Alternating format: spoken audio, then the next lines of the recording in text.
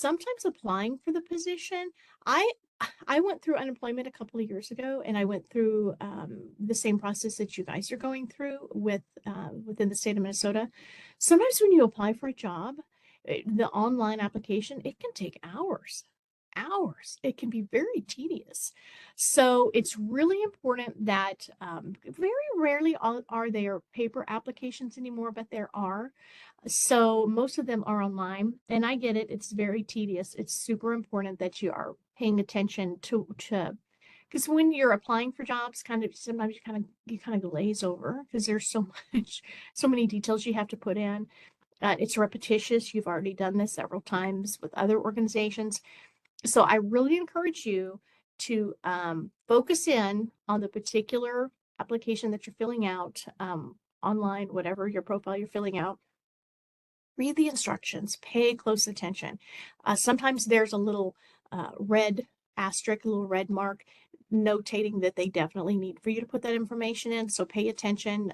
Sometimes maybe it asks a question and you need to fill something in. You can put NA for not applicable. Just make sure you do populate it. Also, please, please, please don't ever say see resume. If you write see resume, they're going to put you into the shred or just delete you. It's just a fact. So, because it's they want to see that you can follow instructions. So read the instructions, pay close attention, even if you filled out 10 applications already and you feel really confident about yourself. Each company has different parameters. Make sure to fill it out completely. Just like I had mentioned about if there's a question and it's really not applicable to you, sometimes it's best just to put the NA in there just so that you populate and that also shows them that you did read the question and you're acknowledging that you read it and that it's not applicable to you. And it's important to keep good records. So what does that mean? So keeping good records is having what I did is I took a spiral notebook and I would put the date up at the top, and then I would put what type of activity I had that day. Who did I call? Who did I email? What type of responses? Did I leave a message? Did I go onto LinkedIn and find this wonderful resource just to kind of note what my progress was throughout the day? Because maybe in a week I'll need to flip back a few pages and find what did I do? Who did I talk with? That's really, really valuable. I do know a lady, bless her heart, she is an Excel spreadsheet guru. And so she has an Excel spreadsheet where she has kept all of her jobs and information, and more power to her. I am not that person. But oh, you know what? And it's also important to keep records because it's possible that UI could reach out to you and they could say, hey, can you tell us a little bit about what you've been doing and about your job searching? And you could just very easily say, absolutely, this is who I've contacted, this is what I've done. So it's very, very helpful. And let's look at so the resume part of it, gosh, I have spoken to so many people that have just had one job their whole life, or the last couple of jobs they've had, they just got it on a handshake. There was a time when you could just walk into somewhere, have a great conversation, and people would hire you on the spot. So some of us, it's been a challenge to have to sit down and to remember what we've done, where we've been, and to put everything on paper. It's important that when you get ready to assemble all that information, that you do again put it on a notepad, just put something in writing so it shows what are the days that you worked there, what are the dates you worked there from 2021 to 2024. If you have the month that you worked, that's really valuable. Sometimes they do ask for the day, like November 5th of 2021. So assemble your dates, have the company's name. It's also a really good idea to also have the company's, if you have their email to HR or maybe to your previous supervisor, have their address. Sometimes applications ask for that. It's good to have that on the side with your resume so that if someone does ask, you can plug that in. Sometimes when you're online filling things out, populating the portions for your resume, it will ask for the address and the email and so forth. So gather all of your past job history so that you can plug that in for your resume. And then make sure you have evidence. We want to talk about how you're going to provide evidence of the skills that you have. I'm going to dig into that. We're going to talk about accomplishment statements, and we want to talk about how to add value to your resume. Years ago, you could just send out a general resume and that would get you in the door. Now things have shifted a little bit, and you really do have to customize each resume. You have to tailor it to model the job description of what you're applying for. That's just crucial. And when I'm talking to you about resumes, I want to tell you, if you have not connected with your local career force, I highly, highly recommend that you reach out and say, hey, can I come in and make an appointment to meet with someone so they can talk with you about your resume. They can go over it with you, give you some tips, help you reshape that. Also, each career force location has, they all have computer labs that are amazing. And so if you don't have a computer at home or your internet, I know I kind of live, I'm kind of rural. I'm out in the sticks where I live. So sometimes my internet's not reliable. And when I was going through unemployment, I did go to my local career force. I was there several hours a day for months. So it's important to know that connect with your local career force. There's great people there. We all love what we do. We're very sincere. We're very passionate. We love our community. We want to see you successful and to see you thrive. So, and there's no stupid question. There's sometimes people think, you feel vulnerable, you feel bad about yourself. I remember when I went through unemployment, I mean, I kind of felt like a failure, and I felt everything was so personal, and it was really hard. And, I kind of had dark days where I'm like, I can't believe this is happening to me, because it's not where you think you're going to be in your life. But I want to tell you that whatever has happened to bring you to where you are today, acknowledge it. Let yourself go through that emotion of, okay, this has happened, but don't camp out there. Okay. You needed to be removed from where you were. This is going to be a new journey, and you've connected with the right people. Your career force, they're going to take care of you. We are amazing people. We have extraordinary leadership. We have great teams of people that want to see you be successful, and that's what we're going to do together. So you're here for a reason. Let's let go of the past and let's just charge ahead, stay positive, and connect with your local resources. Huge.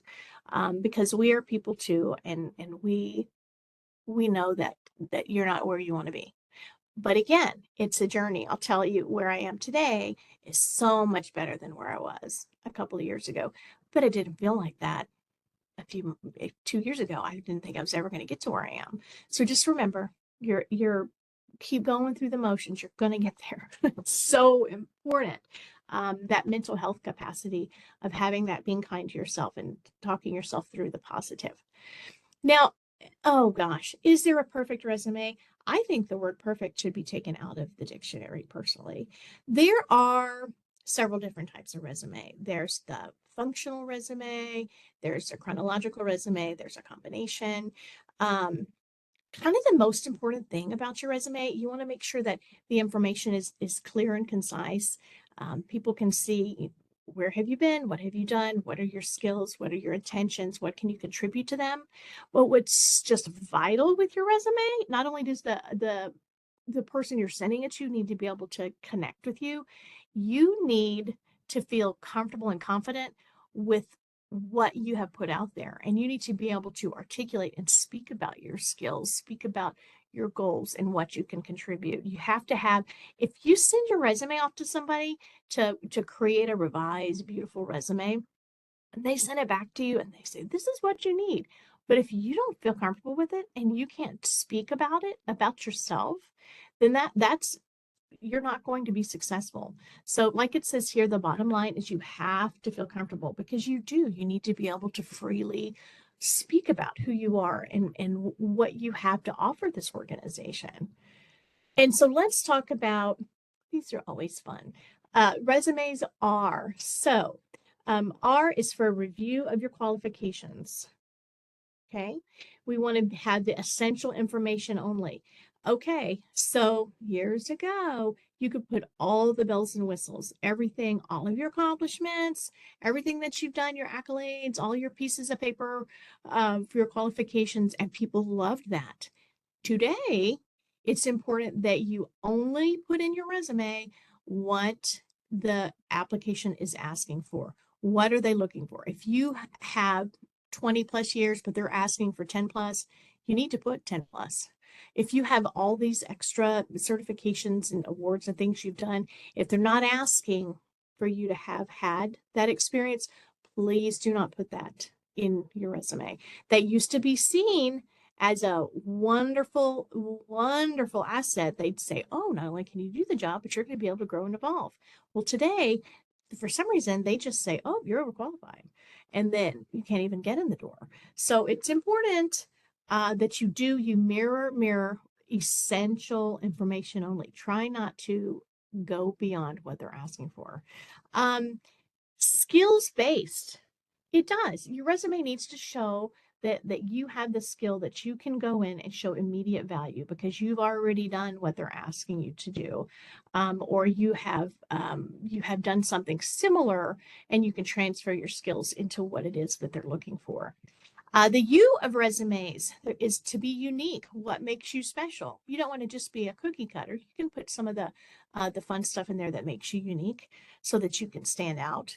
But you don't want to be screaming, standing out. You just want to be like a little wave. I'll explain more about that here in a minute.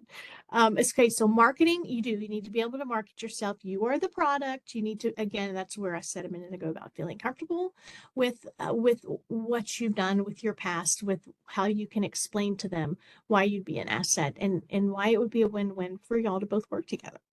The E of resumes, the second E is that you want to be effective. You want to get noticed. You just don't want to be sometimes, when recruiters and managers think about, they're just looking all day long. They look at resumes and applications. And so you do want to put information in there that makes you stand out so that because they probably gloss over too, because of all the just resumes they look at all day. So you want to make sure that you're putting in information that gets you noticed.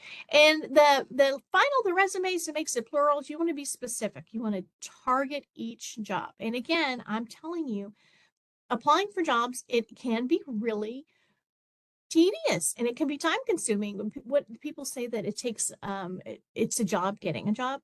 Absolutely. But you do need to be intentional. If you're looking for something that's going to be great and you want to find something that's really going to be a good match for you, you have to be able to target and transfer your skills into your resume that show that you mirror the job qualifications. You have to be able to be on the ball with that. And again, that's where your local career force, there's just such great people. I cannot recommend highly enough for you to connect with your local peeps in your career force. Okay, so let's talk about the basics. You got to keep it brief. That's a challenge for me on my resume. I had a hard time with that because, as you can hear, I can be a bit wordy.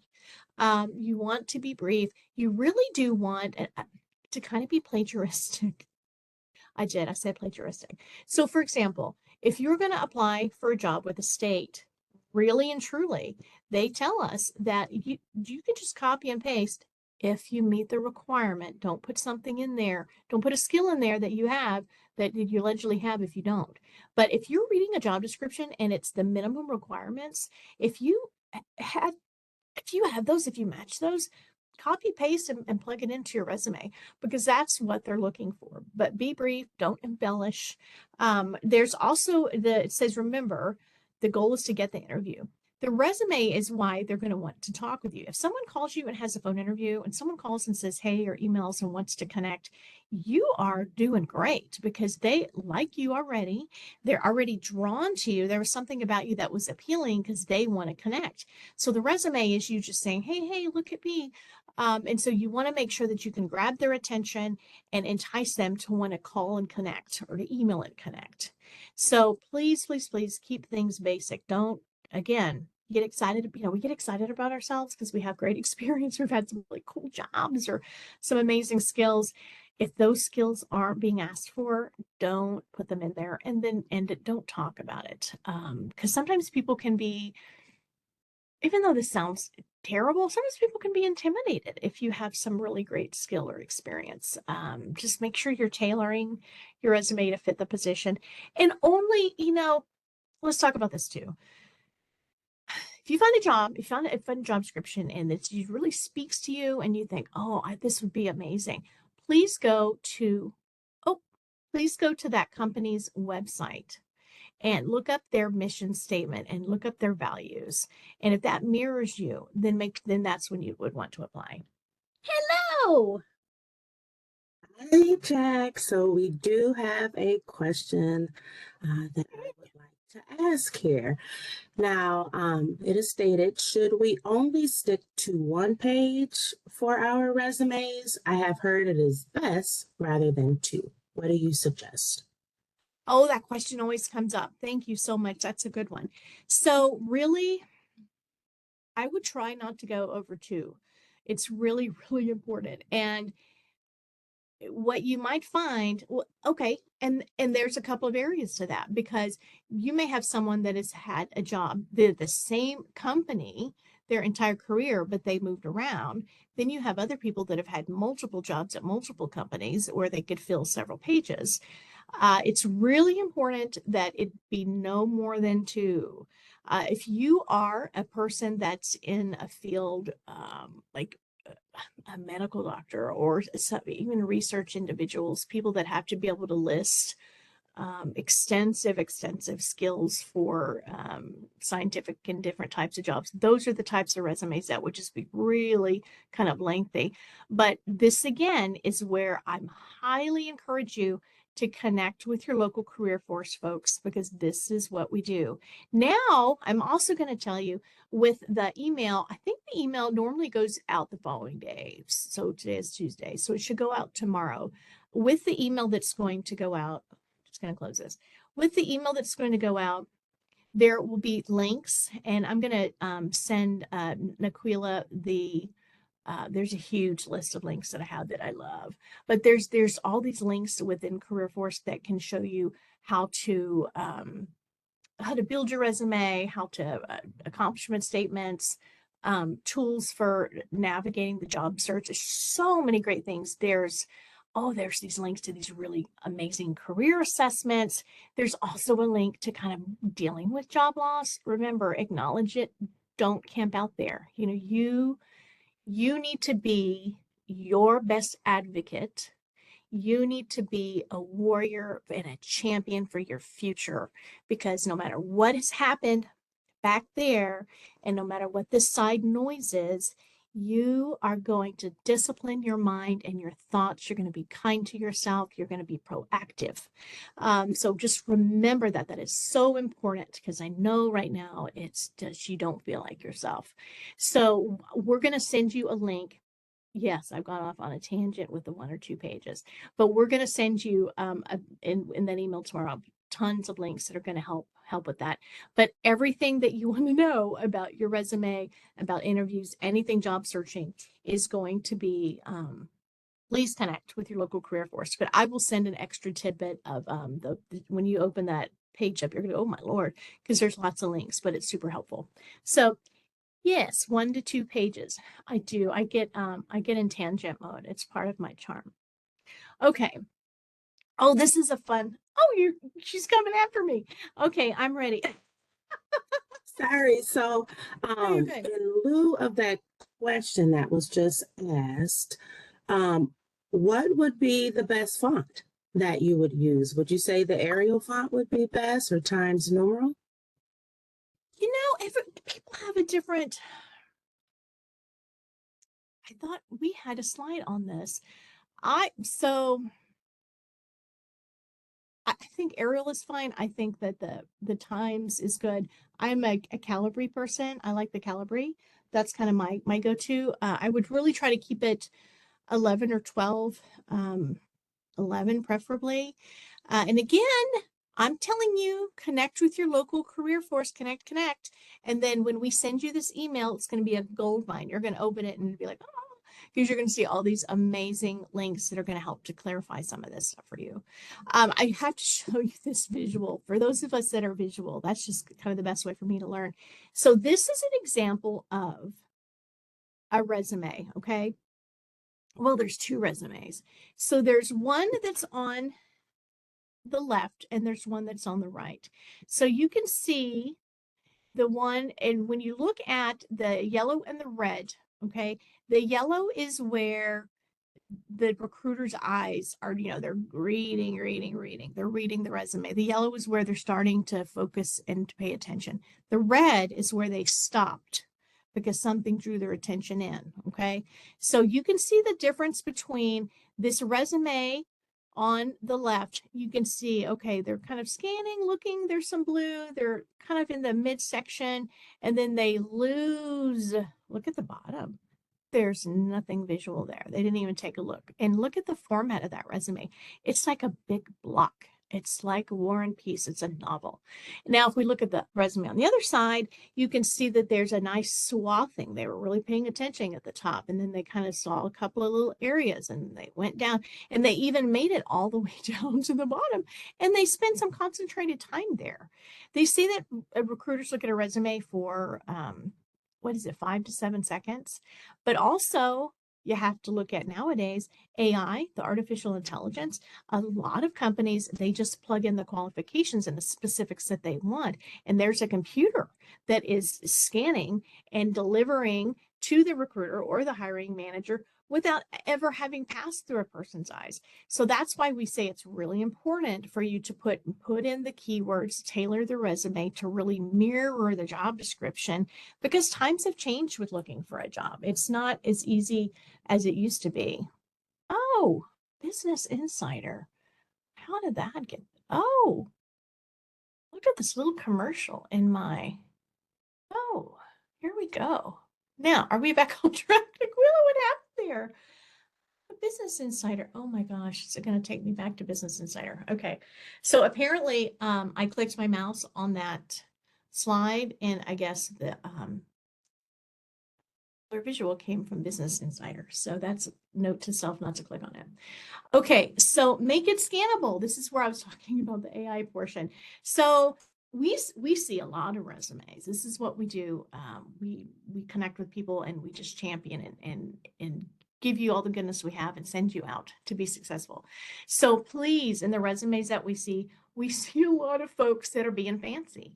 They want to put boxes, and they put these different, you make this italics, and then they put a different box here, then there's some font. No. You want it to just flow, maybe some bullet points. You want to have things be very, very, I'm going to close this. Boop. Have things be very simple, please, okay? Don't highlight, don't do capitals, don't do bolds.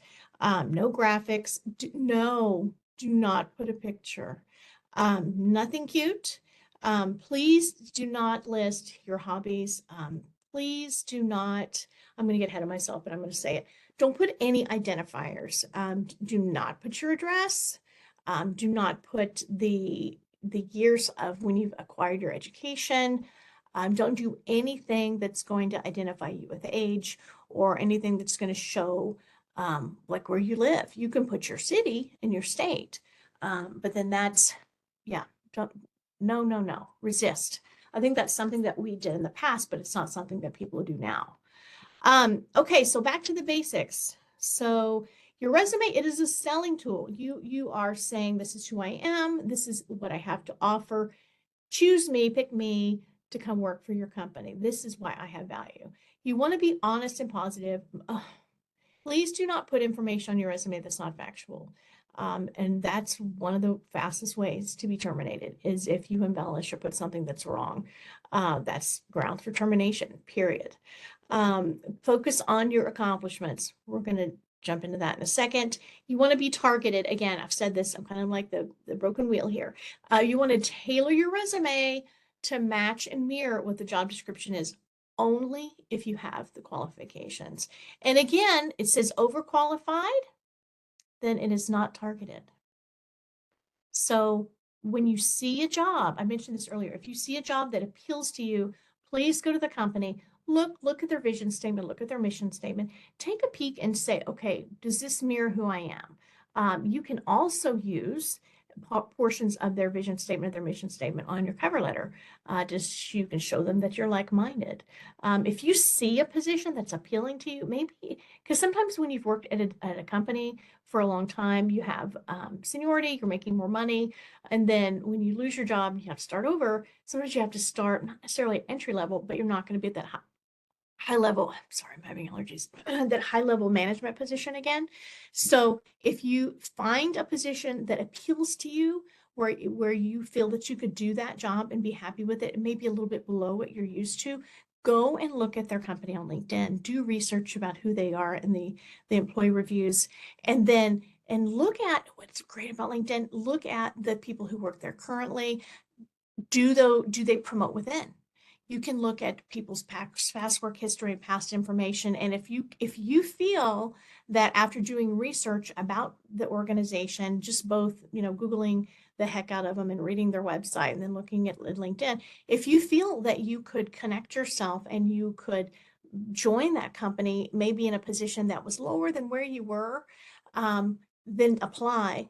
Don't over embellish. Don't show that you're overqualified. Get in the door, keep your head down, do a great job, get to know people, and then know that you can climb organically. That's just a little commercial in this. It's not really part of the class, but I threw it in there. Okay, resume basics again. Okay, so you want to choose your format, and that's where I had said that we have they call it chronological, and then you have the I'm having a brain fog moment. There's chronological.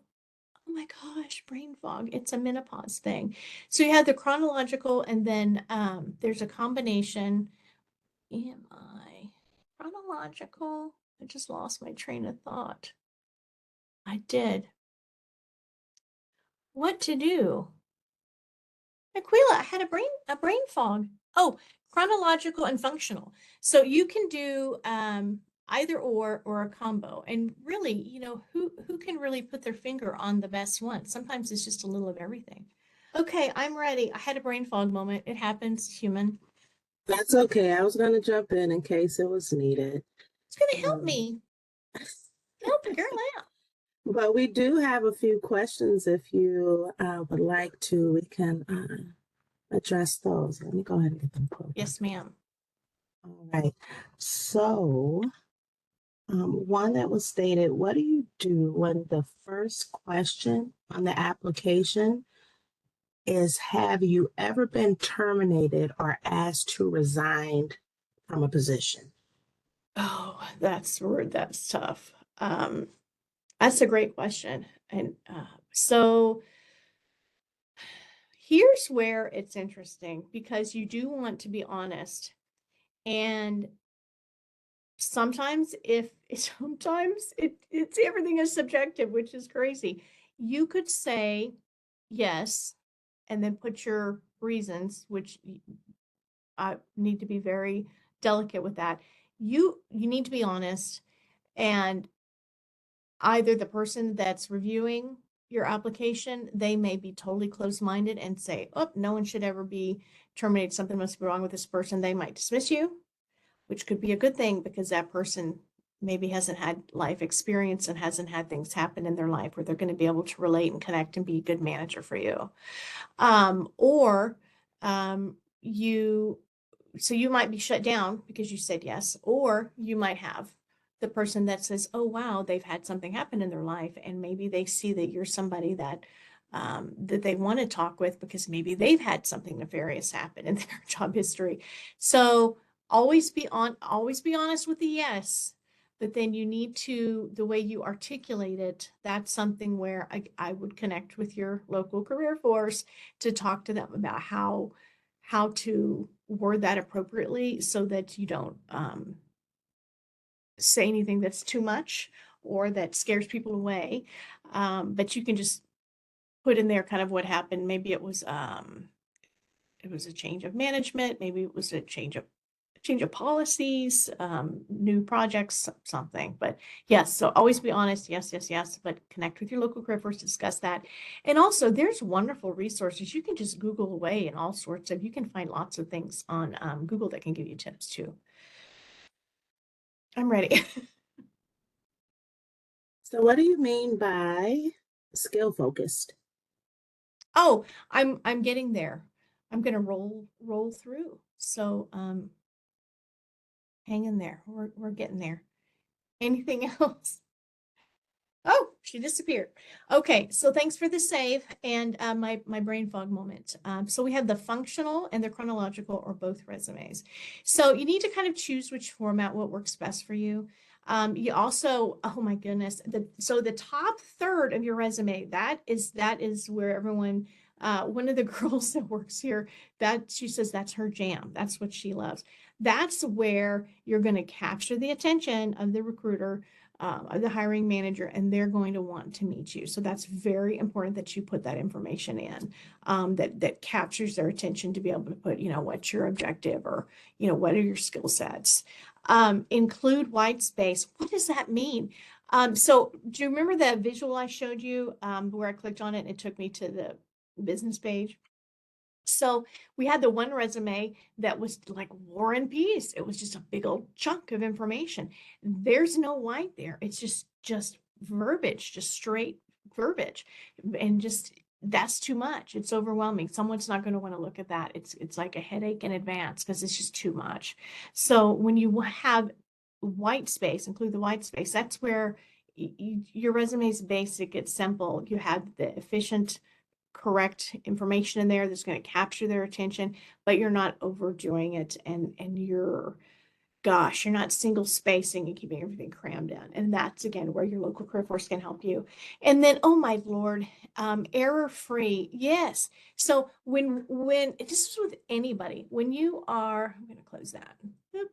When you are looking at something for a long period of time, whether it's the resume or you're doing an application. I mean, we glaze over, and we've seen it over and over again. So you may miss a portion of grammar.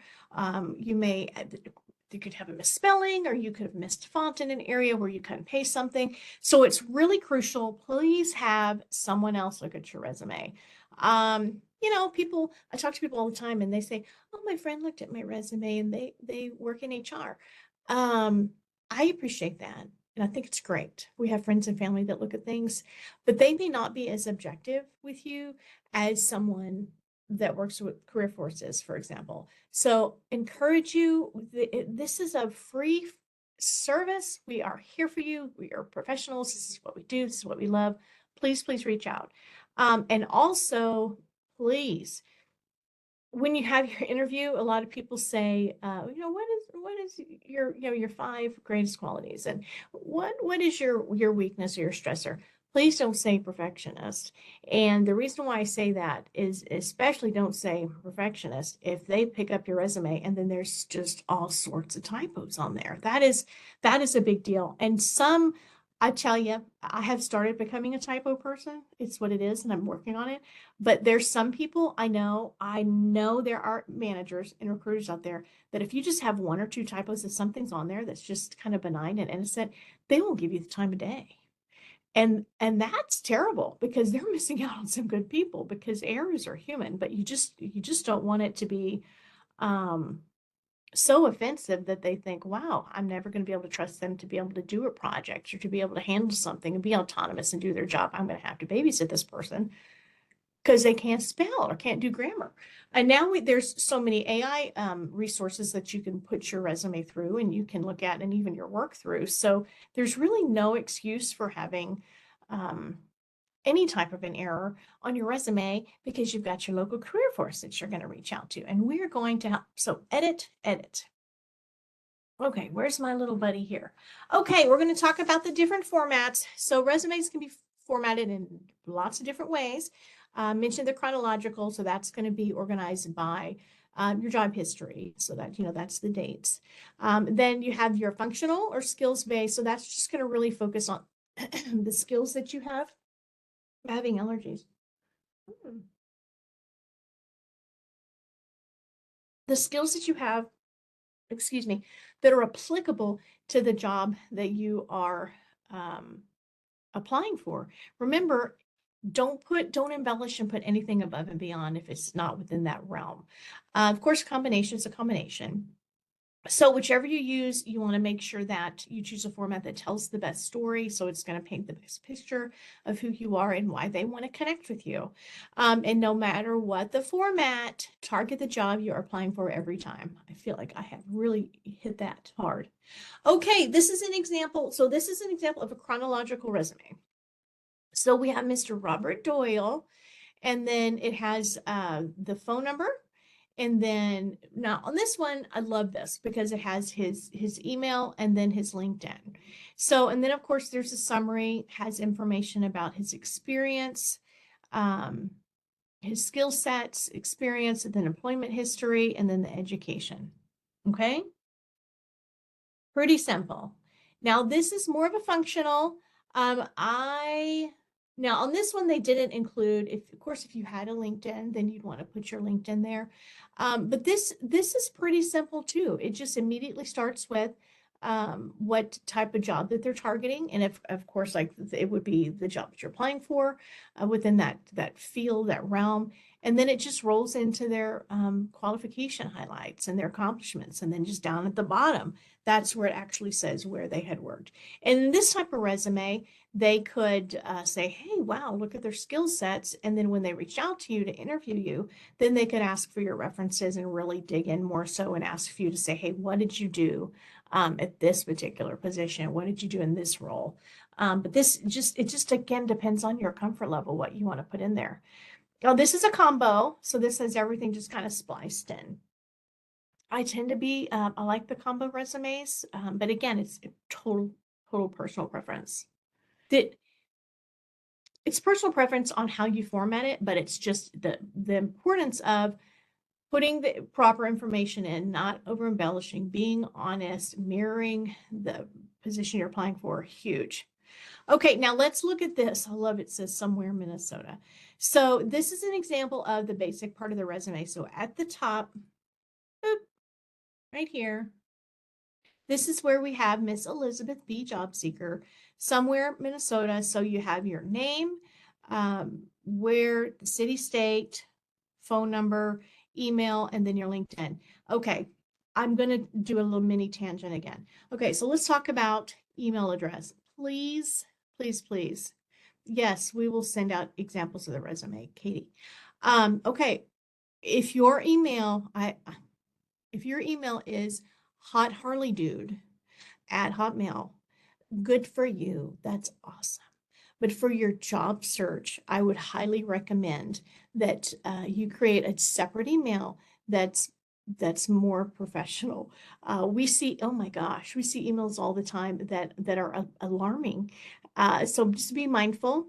If your email is, no judgment here, is an AOL, old school, no judgment, I would encourage you, or even a Hotmail. I do, one of my emails is a Hotmail.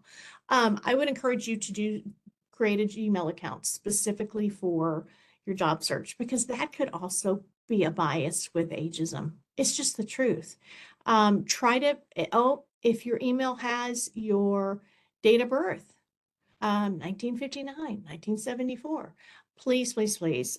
Anything that is an identifier, anything that could be seen as unprofessional, and you just never know different people's biases. Is that exhausting? Does it seem like it's too much? Yes. But is it reality? Yes. So I just want to put that out there. Also, I have to say this too. This is a commercial. So can we talk about your voicemail? Please make sure your voicemail is professional and it's appropriate. Okay.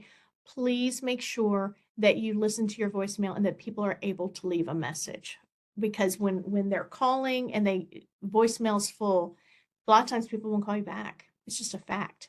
And also, I'm going to say this, and I went through this when I was going through unemployment. I appreciate that you don't want to answer phone calls that are from a number that you don't recognize. Consider that sometimes the recruiter or the HR person could be out of state or somewhere else. So if you're screening your calls and you're not answering calls that you don't recognize, you might be really missing out. And some people don't call back. It's you. I know there's robocalls and there's people trying to sell things. So even if you just answer and you, oh, thank you so much for calling, but I'm not interested, you can disconnect and block. But please answer those calls. And then something else I want to say, because I call and talk to people all day long, please be pleasant when you answer the phone. I've had people, yeah, what? Who is this? Why are you calling? And like, really, people can be very aggressive and very rude over the phone. And if I were someone, if I were a company and I really enjoyed your resume and I wanted to talk with you, if my first impression over the phone with you was that aggressive, disinterested, blowing me off, I'd say, oh, I have the wrong number. Um, I'm just putting it out there because it happens, and it's easy to do because you're tired of getting all the calls and you're irritated and you just might be having a day. But just be pleasant. So that's just a little commercial I wanted to say about the emails and about your voicemail and answering the phone. Huge. Okay, so let's look at basic parts of the resume. So we're going to tackle, it talks about this middle section. Well, it's kind of towards the top third. That's where on this particular resume, we're talking about just doing your objective. You're in this example, they're looking for a mechanical engineer. And then it gives a little bit of a summary about their experience. So more than 10 years. So that's where if a position was asking for 10, but you had 20, then that's where you could put more than 10 instead of put 20, because then they're going to automatically be like, wow, this person's overqualified. Now, on the chronological resume, this gives an example of how you would want to break down the information as far as where you had worked. You want to put the name of the company. It's always good to underline that just so you can separate. Well, okay, on this one, they put, excuse me, so they underlined and separated the position they held, and then you do the time frame that you were there, the company name, the location, and then just a little few bullet points about what your actual responsibilities were. This is another part of it, the qualifications. You could put areas that you where you had worked in that role, how you had done, planned layout of the shipping department, multi-shipping processes and improvement. Then we want to go to, oh, I just glazed over that. The educational piece, again, this is where you do not want to put any identifiers. Please do not put the years of when this was accomplished. Okay, let's talk about other sections that could be inside of a resume. So we have military experience, volunteer leadership experience. There's professional memberships, awards, recognition, training certificates. Please only put the items in there that are applicable for the job that you're applying for. Crucial. And then let's talk about, here we go, accomplishment statements. What are they? So accomplishment statements, that's when you have action words and then you have the details like the type of task or the skill that you're performing and then what the result was. And then we're going to look at that in regards to, here's our accomplishment task for us. Okay, so we have tasks versus accomplishment. So if you used to keep inventory and if you'd had participate in customer service. So if we're looking at two different resumes, if someone just put kept inventory, called customers, okay, that's just kind of the task. That's kind of what you did. The accomplishment of that, which is going to make you stand out, which is what you want to do, instead of putting kept inventory, you could say that you manage daily inventory of over 1,000 classifications of medical supplies. That is putting a value, that's something tangible and that's quantifying your skills, something that you accomplish, you're able to do. Manage daily inventory over 1,000 classifications of medical supplies. That's impressive, and that shows your capabilities. Or someone said, oh, I did customer service, called customers. Okay, well, what if you said that you grew the client base from 0 to 70 within 2 months by effectively using cold calling techniques? That's great. Oh, look at that. Perfect. I'm ready. Yeah, we have some great questions that actually just came up that I'm curious about myself. Oh. But one of them, let's see here. So, what are your thoughts on using AI to create your resume and cover letter? Should we be concerned about getting flagged with the AI detection software? Mm. Okay, great question. Great question. So I had, I really fought AI for quite a while because I was bitter.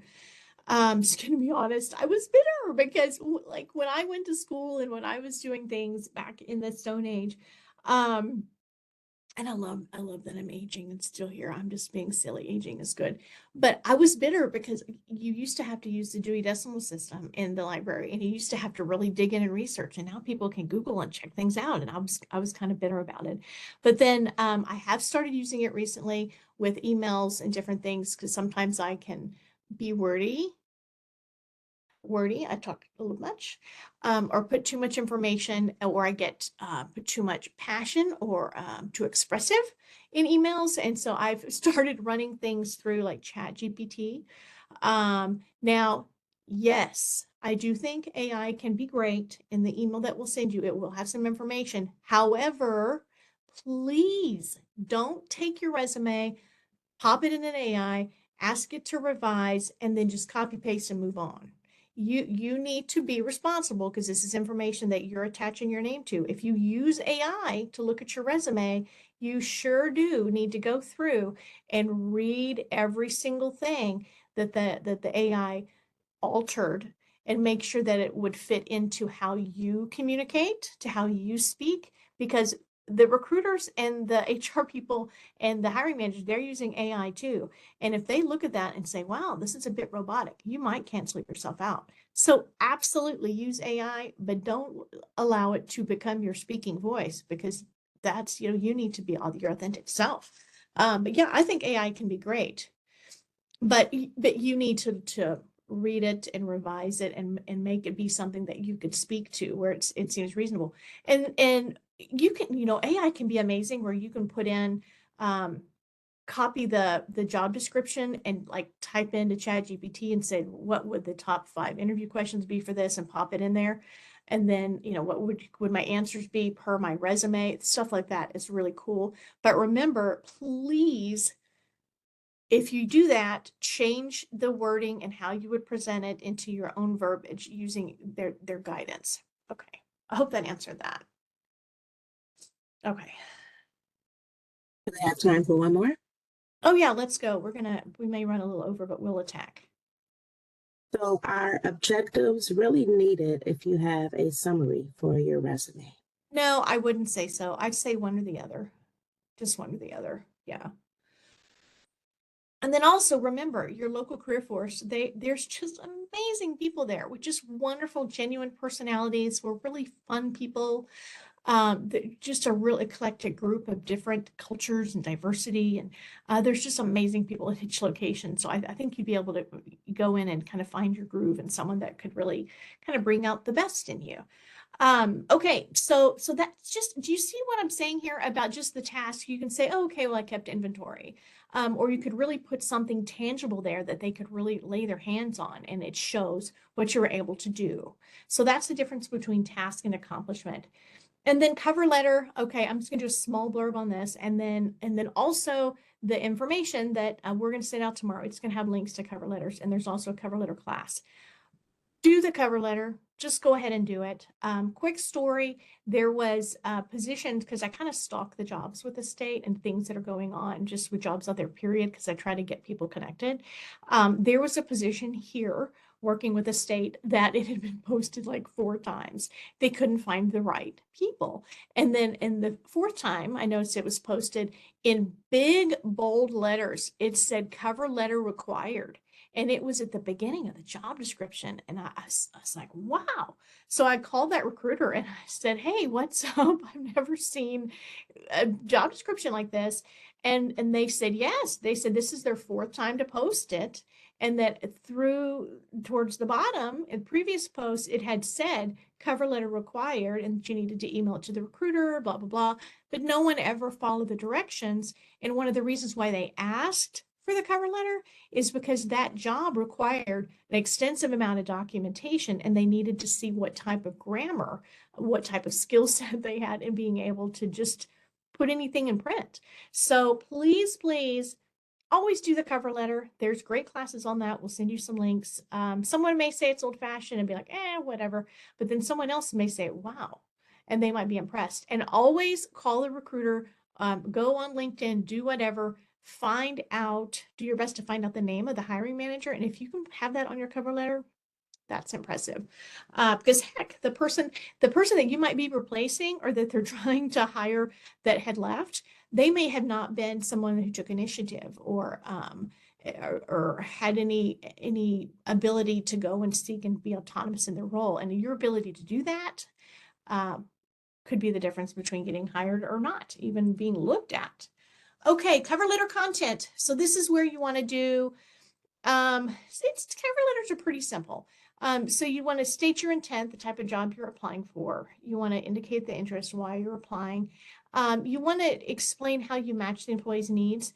The cover letter is not a mini duplicate of your resume. It's something that's going to shine forth a little bit more about who you are to make them want to look at your resume. The cover letter is a perfect time when you can go on where you went onto the company's website and you went and looked at their vision statement and their mission statement and where you can kind of put some of that verbiage into the cover letter to show so they can see that you're like-minded. That's just a little idea. And then, say, hey, thank you for taking the time to view my resume. Look forward to connecting with you. And then always say how you're going to follow up. I'll reach out to you in a couple of weeks if I haven't heard from you. That's kind of optional. Depends on how you're feeling on that.